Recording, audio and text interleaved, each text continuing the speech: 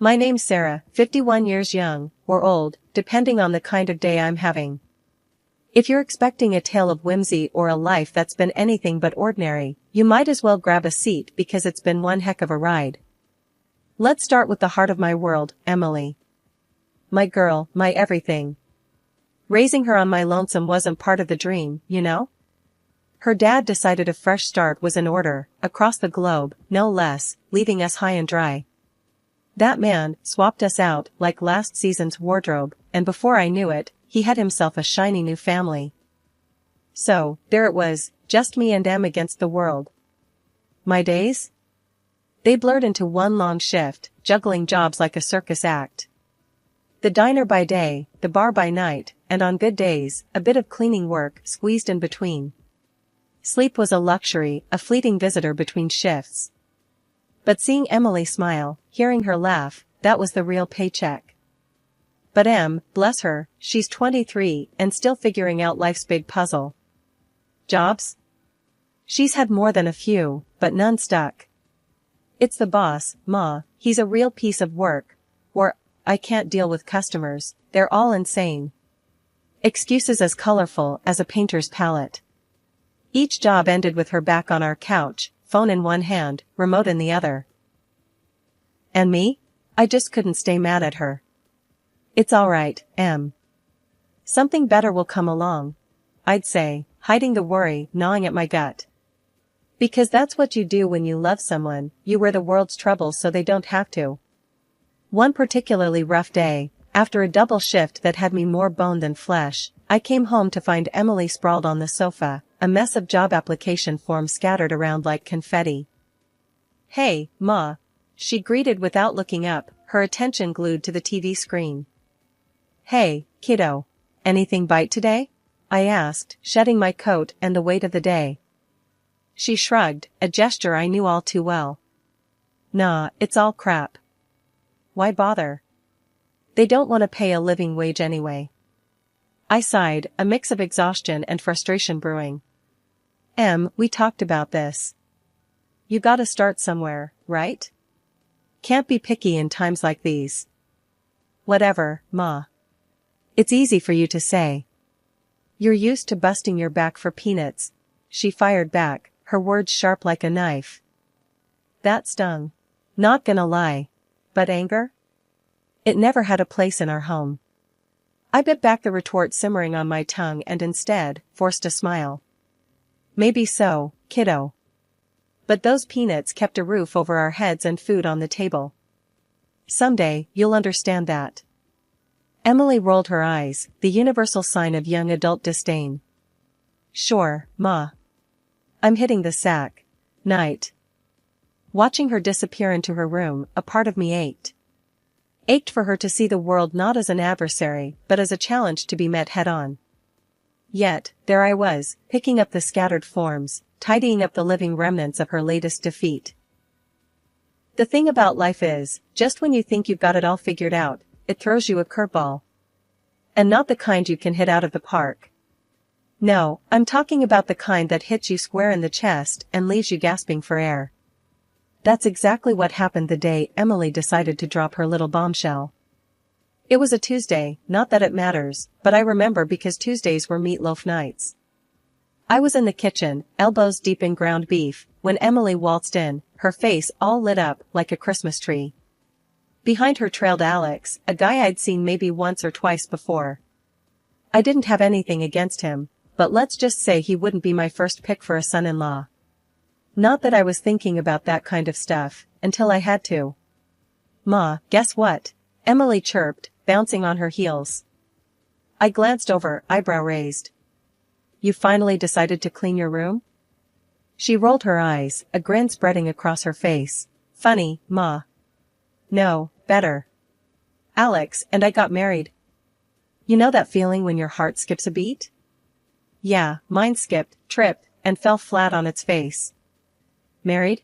I echoed, my voice sounding like it belonged to someone else. Alex stepped forward, a sheepish smile plastered on his face. Yeah, Mrs. S., we eloped last weekend. Surprise? Surprise was an understatement. I felt like I'd been sucker punched. Eloped? I repeated, still processing. And you're just telling me now? Emily's excitement dimmed a bit, replaced by a defensive edge. I knew you'd react like this, Ma. That's why we didn't tell you before. But it's done. And we're happy, aren't we, Alex? Alex nodded, slipping an arm around her. Yeah, totally happy. I put down the mixing spoon, wiping my hands on my apron. This was a conversation that needed my full attention. And where, pray tell, do you plan on living? I asked, already dreading the answer. Well, here, Emily said, as if it was the most obvious thing in the world. With you, Ma. Where else? Where else indeed? I took a deep breath, trying to tamp down the rising tide of frustration. Emily, honey, you're married now. Don't you think it's time you, I don't know, started your own life? Somewhere that's not here? Her face fell. Ma, you know we can't afford that. Alex's job doesn't pay much, and I'm still looking. Looking. Right. The eternal job hunter. I looked from her to Alex, who seemed content to let Emily do the talking. Something about the set of his jaw irked me, the way he seemed to assume this was all fine and dandy. Look. I started, trying to keep my voice even. I love you, Emily. You know I do. But this isn't what I wanted for you. For either of us. Emily's response was swift and sharp. What, Ma? You didn't want me to be happy? Is that it? No, of course not, I countered, feeling the conversation slip away from me. I thought you'd want more. That you'd strive for more. More what, Ma? More work? More nights alone? Thanks, but I'll pass on that. The conversation spiraled from there, each word more heated than the last. Alex tried to chime in, but he might as well have been a fly buzzing around a hurricane. This was between me and my daughter, and it was clear neither of us was going to budge. In the end, we called a truce, but the air remained thick with unsaid things. Alex moved in the next day, his belongings taking up space in a home that suddenly felt too small. I retreated into myself, wondering where I'd gone wrong, how my little girl had grown so far from the dreams I'd had for her. The day I found out about the cancer was the day my world flipped on its head. I'd been feeling off for a while, but cancer? That word felt like a freight train hitting me at full speed. The doctor was gentle about it, but the word still stung. It's treatable, he said. But you'll need to focus on your health, maybe even take some time off work. Work. My lifeline, the thing that kept us afloat all these years, and now I was being told to step back from it. I headed home, the weight of the diagnosis crushing me. The house was quiet when I got in, too quiet. Emily was in her room, probably lost in her phone, and Alex, well, Alex was Alex, doing whatever it was that he did. I needed them, needed their support, so I called them both to the living room. Guys, we need to talk, I started, my voice trembling despite my best efforts to sound strong. Emily looked up, her eyes wide. What's up, Ma? You look like hell. I sighed, not sure how to say the words. I've got cancer, I blurted out, the words feeling alien and heavy on my tongue. There was a moment of silence, and then Emily's face changed, but not in the way I'd hoped. Cancer? But, what does that mean, for, us? Her question caught me off guard. Well, it means I'll be going through treatment, and I had to quit my job to focus on getting better. The room went cold. Alex, who'd been silent until now, finally spoke up. Quit your job? How are we supposed to live, then? My job barely covers my stuff. I stared at them, disbelief washing over me. This was their concern? Not my health, not the battle I was about to face, but their comfort? Emily chimed in, her tone sharp. Yeah, Ma, how could you not think about us?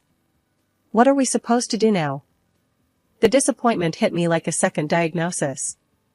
My own daughter, the girl I'd raised, sacrificed for, was more worried about her financial comfort than my fight for life. I thought you'd be worried about me, about what I'm going through, I said, my voice breaking. Well, of course, we're worried, Emily said, her voice softening just a touch. But we've got to be practical here. You can't just quit and expect everything to be okay. Alex nodded in agreement. Yeah, it's not just about you anymore. We've got to think about the future. The future. Their future apparently didn't include the possibility of me not being in it. I realized then what I'd done, or rather, what I hadn't done. I'd raised a daughter who saw me not as a person fighting for her life, but as a means to an end, a financial safety net. After weeks of harsh treatments, the hospital finally sent me home. I was a shell of my former self, hollowed out by radiation and chemotherapy, clinging to the hope that within the familiar walls of my home, I might find some solace, some shred of normalcy. But what greeted me was far from the support and care I had envisioned. The air at home had shifted, it was thick with tension, heavy with unspoken resentments. My daughter, Emily, and her husband, Alex, had taken to treating me more like an inconvenient guest than family. Their patience wore thin at the slightest provocation, their words sharp and cutting. One day, trying to make myself a cup of tea, my hands betrayed me, trembling from the weakness that had become my constant companion. The mug slipped, shattering on the floor, with a sound that seemed to echo my own fragility. The crash brought Emily storming into the kitchen. Seriously, Ma? Can't you do anything right? Look at this mess. Her words were like daggers, and I stood there, mute, the shards of the broken mug mirroring the pieces of my heart. I'm sorry, Em. I didn't mean to. My apology was cut short by Alex's voice, barely a whisper yet loud enough to carry his disdain.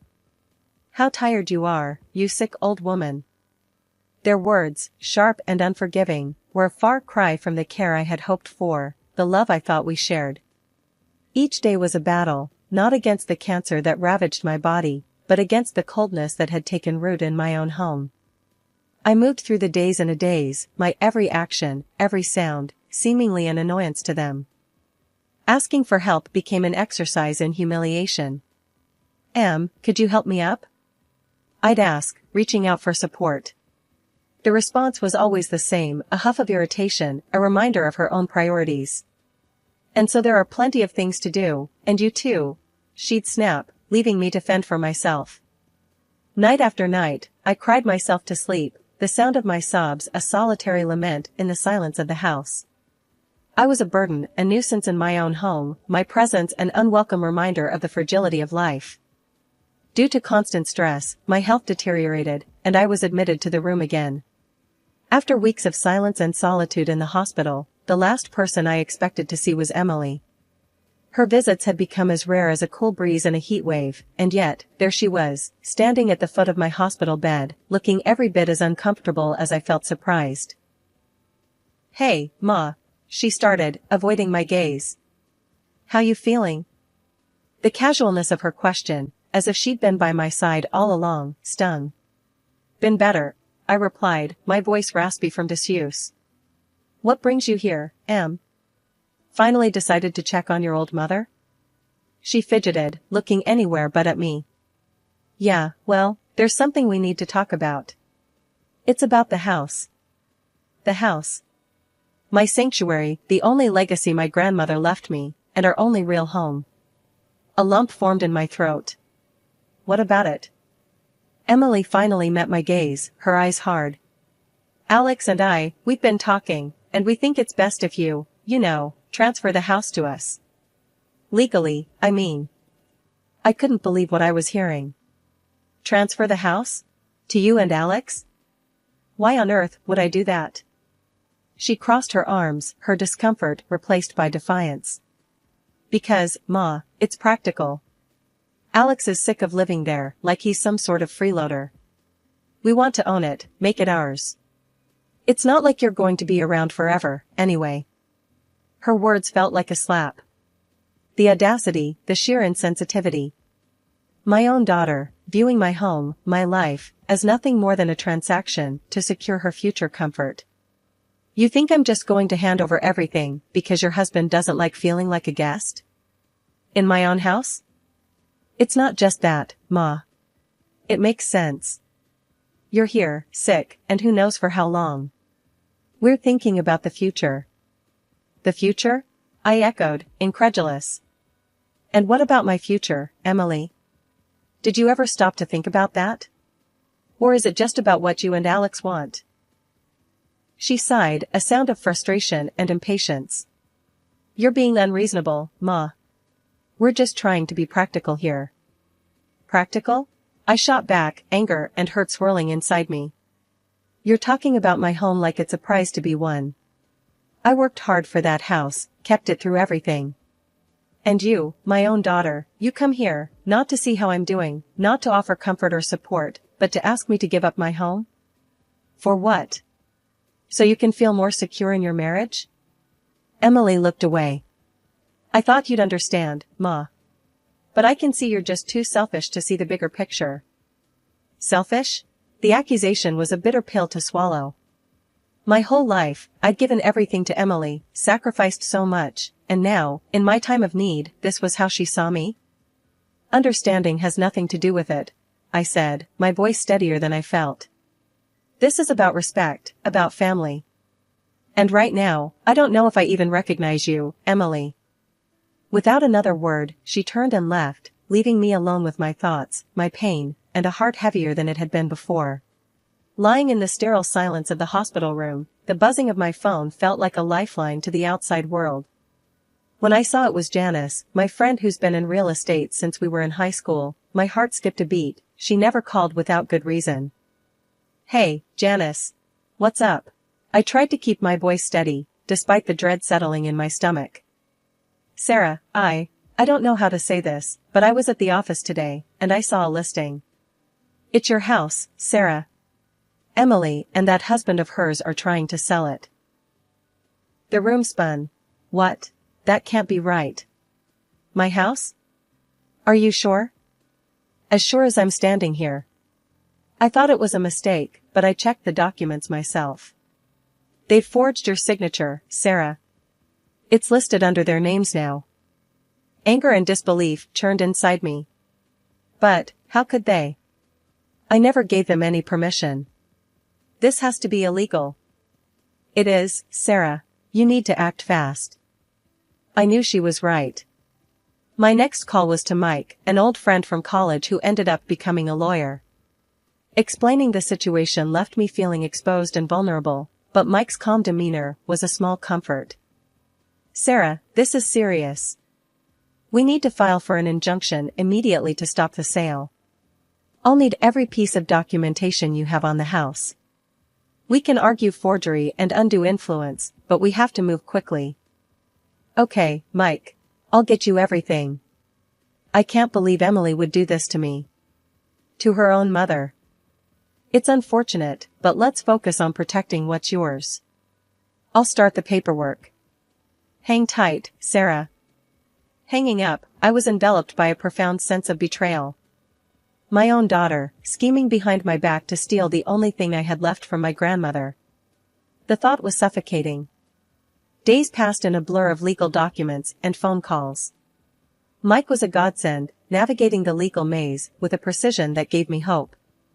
Meanwhile, I couldn't bring myself to confront Emily, not yet. The wound was too fresh, the betrayal too deep. For days, I interacted with Emily and Alex as if all was well, all the while coordinating with Mike to build our case. Their casualness around me, the way they dodged my gaze, only fueled my resolve. I had to protect what was rightfully mine. When Emily came to visit, feigning concern, I had to stifle a scoff. Hey, Mom. Just checking in. How are you holding up? Her words were hollow, and I played along. I've been better, Em. But I'm hanging in there. How's things at home? I prodded, curious if she'd slip up. Good, good. Alex and I are just, keeping busy. The evasion in her voice was palpable. The conversation danced around the elephant in the room, both of us playing our parts in a twisted performance. After she left, I couldn't help but feel a pang of sorrow for the relationship we once had. But this betrayal? It was a line crossed, and there was no turning back. Mike called later with updates. We're all set, Sarah. You ready for this? More than ever, Mike. Let's do it. As I lay in my hospital bed, staring at the sterile ceiling, I couldn't help but marvel at the situation. My own daughter, plotting against me, and here I was, about to turn the tables. Released from the hospital for a bit, I have started to fulfill my plan. Janice was in on it too. She helped me set it up so I'd show up at my own house, pretending to be interested in buying it. The thought alone had my heart racing with a mix of nerves and a strange sense of excitement. I arrived at the house, dressed differently, hoping Emily and Alex wouldn't recognize me right off the bat. The moment they opened the door, their faces went from eager to sell to outright horror. It was almost comical, seeing them scramble to make sense of what was happening. "Mom? What are you doing here?" Emily stammered, her face pale. "Thought I'd take a look at my own house, considering it's up for sale and all." "Nice listing, by the way," I said, my voice dripping with sarcasm. Alex, ever the smooth talker, tried to recover. "Sarah, look, this is just a big misunderstanding. Let's talk about this." "Misunderstanding?" I scoffed. "Forging my signature and trying to sell my house is a bit more than that, don't you think?" Without another word, I stepped outside and called the police. As I explained the situation, I watched Emily and Alex from the window, their expressions a mix of fear and disbelief. When the police arrived, Emily and Alex were taken away in handcuffs. Their pleas and cries echoed down the street, but my heart was hardened against them. The betrayal was too deep, the wound too fresh. After the dust settled, the quiet in my house was both eerie and soothing. It was just me now, alone with the echoes of a life that once was. The days melded into one another as I focused on my health, on healing not just my body, but my battered heart as well. Miraculously, my health began to turn a corner. The cancer that once seemed like a death sentence slowly retreated into the shadows, giving me a new lease on life. The trial of Emily and Alex was a spectacle, one I attended with a heavy heart. Watching them, so small and defeated in the courtroom, stirred something in me, but it wasn't enough to overcome the betrayal. They pleaded, tears streaming down their faces, begging for my forgiveness. But forgiveness was a river that had run dry. The court handed down a modest sentence for their crimes, but no punishment could right the wrongs they'd done. Word got around, as it always does in small towns. Some folks shook their heads, sking at my hard-heartedness, unable to understand how I could turn my back on my own flesh and blood. But most knew the pain of betrayal, and they stood by me, offering nods of understanding and silent support. It's funny, really, how something so earth-shattering can shift your perspective. I used to care so much about what people thought, about being the perfect mother, the perfect neighbor. But life has a way of teaching you that perfection is a facade, and approval is a fickle friend. One afternoon, as I sat on my porch, basking in the solitude, Janice stopped by, her presence a welcome break in the monotony. "Sarah, you're looking better every day," she said, taking the seat beside me. I smiled, a genuine smile that reached deep into my weary soul.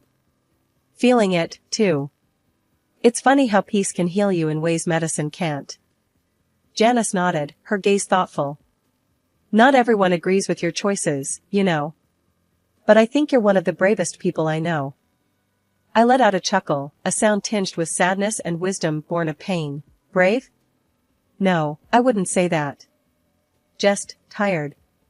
Tired of bending until I break. Now, I'm just living for me, and if that's brave, then so be it." Janice squeezed my hand, a silent show of solidarity. "Living for yourself is all any of us can do, Sarah. And for what it's worth, I think you're doing a damn fine job at it." As she left, her words lingered in the air like a benediction. I turned my face to the sky, letting the warmth of the sun seep into my bones. For the first time in a long time, I felt a spark of something like hope, like joy. So, I live. I live for the quiet mornings and the peaceful nights. I live for the friends who stood by me and for the strength I found in solitude. I live with the knowledge that not everyone will understand my journey, and that's okay. Because at the end of the day, it's my journey, and mine alone.